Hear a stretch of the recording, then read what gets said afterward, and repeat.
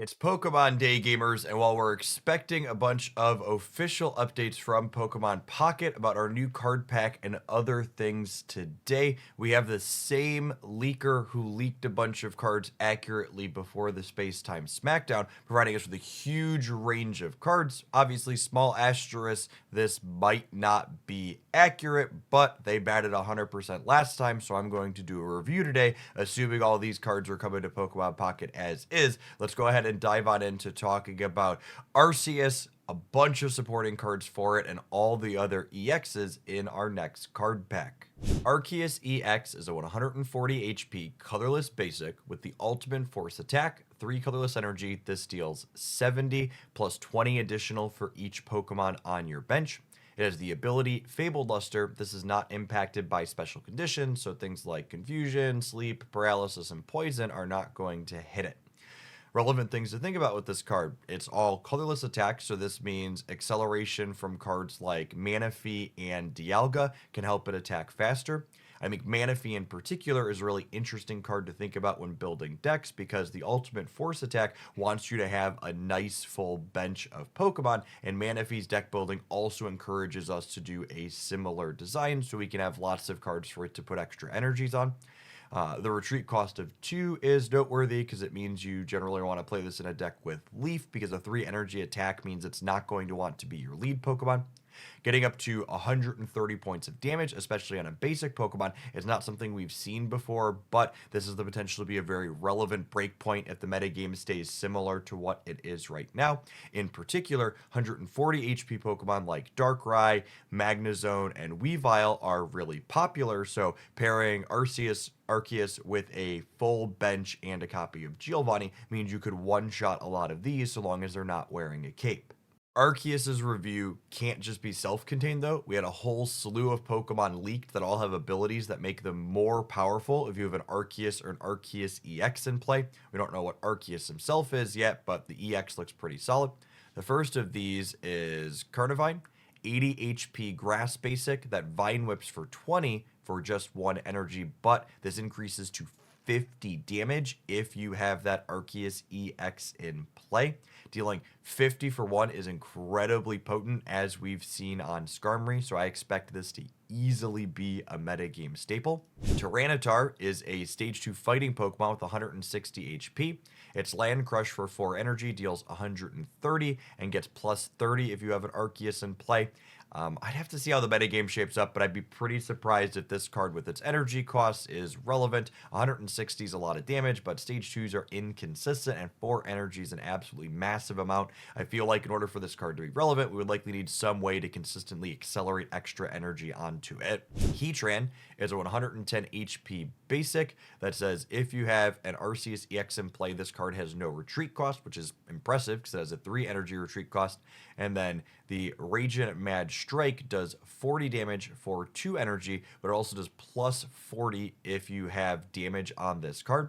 This design is actually pretty neat. It's a pretty high HP, 1 knockout point Pokemon, which means you can lead on it, let it take some damage while you set up your back line, and then if you have Arceus in play, you could retreat this back for free, and then once it has some damage marked on it, it even becomes a potential attacker later, because if it took some damage while you set up your back line, it could then deal 80 itself once your back line eventually goes down. There could definitely be a fighting build where you lead on this, you pivot into Arceus to deal some damage, and then this could be your extra finisher back behind it. Getting a Psychic Rotom with 70 HP. It has a dash attack of 1 colorless energy that deals 20 damage to one of your opponent's bench Pokemon, and it has no retreat cost as well if you have that Arceus or Arceus EX in play.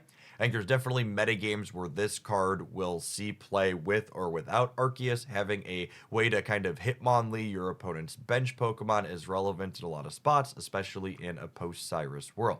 We have a new Steel Magnezone, which has Resistance Link as its ability. It takes 30 less damage if you have an Arceus or an Arceus EX in play.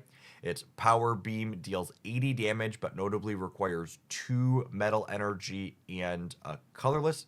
There could be an interesting world where you play this and regular Magnezone in the same deck to give you a little bit of flexibility. One's potentially more durable as a stage 2, and the other one blasts for slightly more points of damage. But it is worth noting you can only play 2 total copies of Magnezone. It's not like an EX Pokemon where you could play some of the EX and some of the regular. So if you wanted to split these, you'd have to play 1 Lightning and 1 Steel Magnezone. Arceus Raichu is really slick, 90 HP on a stage 1, and its Spark Attack does 40 damage plus an additional 20 to one of your opponent's bench Pokemon. And notably, this has the resilience link as well, meaning it takes less damage from attacks. The neat part about this is that Lightning Pokemon don't usually have these strong leads, especially on ones that have a low retreat cost, so evolving into this one right away gives you potentially not only a reasonable attacker, but also a way to stall a little bit while you build up things like Arceus behind it. Abomasnow is a 120 HP stage 1 Pokemon that Mega Punches for 3 energy, dealing 80, but if you have Arceus or Arceus EX in play, its attack costs 1 less. I honestly think this one has a good bit of potential as well for that same type of setup I've been talking about with some of these other cards. It's a pretty high HP, 1 knockout point Pokemon, so you can lead on it while setting up bigger things behind it. But with Arceus, Mega Punching for 80 damage is really solid. We've seen things like Starmie EX in the past, dealing 90 for 2 on an EX Pokemon be quite good, and this has the potential to be so as well. While this is a water Pokemon, it's notable that it's not weak to lightning, meaning this 120 HP is going to survive hits from things like Magnezone in our existing metagame. Our final Arceus support Pokemon is Crobat, 110 HP stage 2, that deals 50 damage for 1 dark energy with its Darkness Feint attack. What it most notably has the Pokemon ability, it may deal 30 damage to your opponent's active Pokemon during your turn if you have Arceus or Arceus EX in play. The most noteworthy thing about this Pokemon is the fact that its stage 1 that we've had since Genetic Apex in Golbat attacks with colorless energy, dealing 40. When you pair that with the fact that this Crobat has a free retreat cost, while obviously it's worth exploring inside of dark decks with Arceus, I think there's a good chance that this Golbat Crobat line with Arceus could be good as a splash in other color decks as well. You could move into Golbat as a stage 1, get an attack in with it, and then evolve into this Crobat and still deal damage every single turn while you build up something on your bench. It also has 110 HP, so it can take a hit or 2 for you while you build up your bench Pokemon, and then you can retreat this back to safety and continue using its Pokemon ability while you attack with whatever you have up front. Thinking about breakpoints with Arceus itself, we talked about how dealing 130 was good with Giovanni if your opponent doesn't have a cape. Well, dealing 130 alongside Crobat's 30 damage means you're dealing 160 per turn with a full bench, which clears out a lot of things in one go in Pokemon Pocket right now.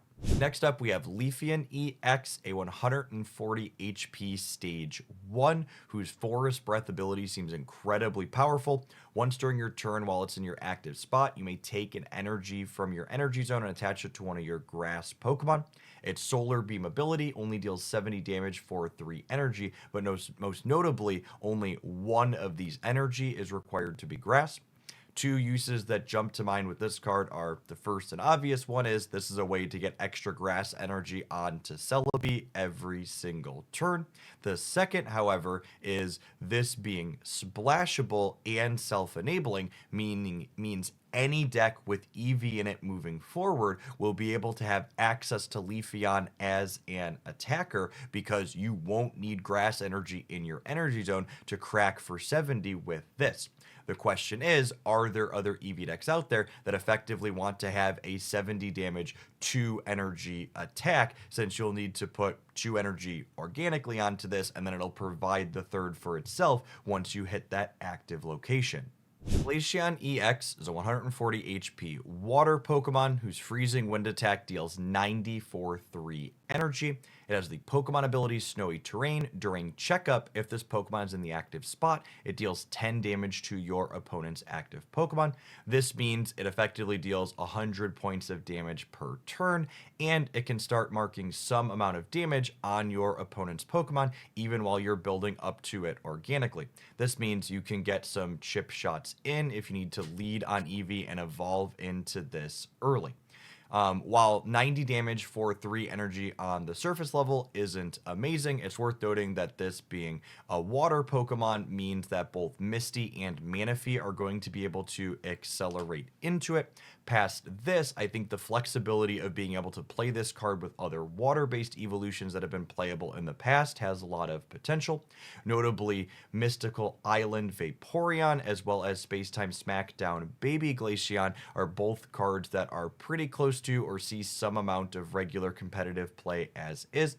In particular, I think having the flexibility in the Manaphy Palkia decks that we've seen to either have your Eevee turn into a Vaporeon that can move your energies around or turn into a Glaceon with slightly higher HP that deals more damage is potentially very interesting. The thing that's noteworthy about Glaceon is because it's an ice Pokemon being represented as water, it has a weakness to metal as opposed to electric, which is super relevant because pairing this with its 140 HP means you survive a blast from a Magnezone paired with a chip shot from a Darkrai in order to get a hit back on your opponent.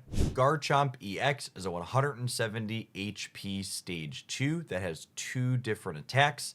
Linear attack for just a single energy deals 50 damage to one of your opponent's Pokemon absolutely anywhere, including the bench, and the Dragon Claw takes 3 energy and deals a solid 100 points of damage. There was a Gibble basic spoiled that has 60 HP and deals 20 for 1. However, we don't know what the purely fighting dedicated Gabite is going to look like. That being said, this reads as a pretty reasonable stage 2 attacker. I think the flexibility that this card brings to you is really key. It has the Dragon Claw attack to be just a pretty solid damage dealer into your opponent's lead, but most notably, linear attack gives you flexibility to reach past things like a Druddigon or other stalling Pokemon and pressure things that are on your opponent's bench. One thing that I really like about this design is that having a cheap attack and a more expensive attack means that it's a Pokemon that doesn't mind going first when you have first evolution advantage, because getting to Garchomp ASAP means you could linear attack and then claw attack. However, going second is also likely to be solid as well, especially if Gabite has a 2 energy attack, because it would let you go Gibble, attack for 1 energy, Gabite, attack for 2 energy, and then Garchomp follow up with a Dragon Claw, smack you for a whole heck of a lot. Our from left field EX Pokemon in this pack is Probopass EX, a 160 HP Metal Stage 1, whose defensive unit attack takes 3 energy and deals 90 damage, and protects Probopass, taking 20 less damage from opponents' attacks on your following turn. This evolves from the existing Nose Pass that we have, which has 70 HP and deals 30 for 2 colorless, but there's also an upcoming Nose Pass that has 80 HP and deals 10 damage for 1. While 90 damage for 3 energy is normally not a stellar rate, this being a metal Pokemon means it's usable as a Dialga finisher. I think this likely has potential because, as we've seen in the existing Cyrus-based metagame, Dialga really wants to lead into followed up by a durable EX Pokemon, so that way if they knock out Dialga, they need to get through something tanky in the back. Probopass having both a high HP on a stage 1 and an attack that protects itself each turn could potentially make it the perfect follow-up attacker for Dialga EX. Next up, we have a Sky Shaymin colorless Pokemon leaked. Its Pokemon ability says as long as this Pokemon is on your bench, your active basic Pokemon retreat cost is 1 less. It also has the Flap ability, dealing 30 damage for 2 colorless energy. While the stat line and damage on this card are obviously nothing to be too excited about, the fact that it can effectively be a free copy of X speed every single turn for active basic Pokemon feels like it has a lot of potential.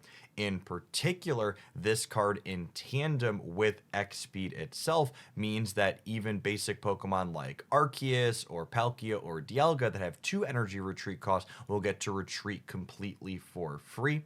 In Arceus decks in particular, you're going to want a lot of basic Pokemon so you can consistently hit for higher amounts of damage, and I think that Shaymin has potential there as simply a utility card that helps you shuffle your active Pokemon around more consistently. Giratina fans get done dirty for a second Pokemon Pocket Pack in a row. 120 HP Dragon Pokemon whose Crisis Drive attack deals 120 points of damage, but it requires a Grass Energy, a Psychic Energy, a Colorless Energy, and it discards 2 energy at random from the Pokemon. In particular, in order for this design to be remotely playable, it's going to need a way, I think, to attach grass energy on demand without having it inside of your energy zone. We got so close to this design with our upcoming Leafeon, but Leafeon notably only attaches grass energy to other grass Pokemon, so I think unfortunately, unless there's another yet to be spoiled card from this card pack coming, this Giratina is likely not very good. Next up, we have 2 new anime friends spoiled, the first of which is Irida, an incredibly powerful card that heals 40 damage from each of your Pokemon that has water energy attached to it. The first obvious parallel is Erica, which is an incredibly playable card and staple in any grass deck that heals 50 damage from a single grass. Irida has this energy requirement attached to it, but it is notable that she heals non-water Pokemon with water energy attached to them as well. This is relevant in a metagame where you're likely going to want to play Arceus EX in some count in your Manaphy and water decks as one of your finishers. I would be incredibly surprised if 1 to 2 copies of this are not a mainstay in water decks moving forward. Our second supporter is a lot less exciting. Adaman says during your opponent's next turn, all of your metal Pokemon take 20 less damage from attacks from your opponent's Pokemon.